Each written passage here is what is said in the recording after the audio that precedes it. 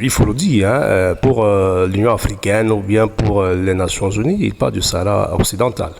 Mais moi, je conteste justement dans mon ouvrage cette appellation, parce qu'en réalité, lorsqu'on revisite justement dans l'ensemble des résolutions prises par le Conseil de sécurité des Nations Unies jusqu'en 1970, on ne comprend pas pourquoi on est donc passé du Sahara espagnol au Sahara occidental.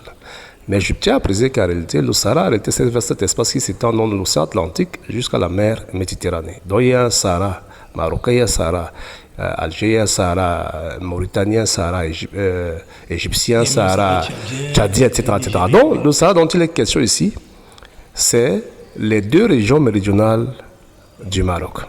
Bien.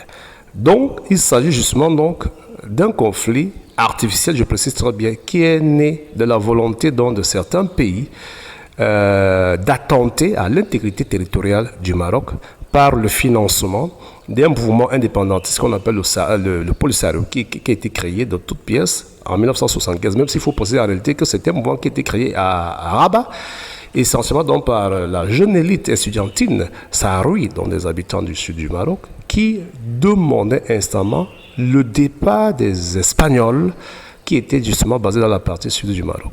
Et donc, on ne sait pas comment, par quelle alchimie, est-ce que ce mouvement indépendantiste qui était un mouvement nationaliste, qui défendait justement dans l'intégrité territoriale du Maroc, en est arrivé à se transformer dans un mouvement indépendantiste. Donc, en un mot, c'est un conflit qui se justifie donc par la volonté de certains pays ou d'un pays de vouloir donc nuire à l'intégrité territoriale et à la stabilité sociopolitique du Maroc.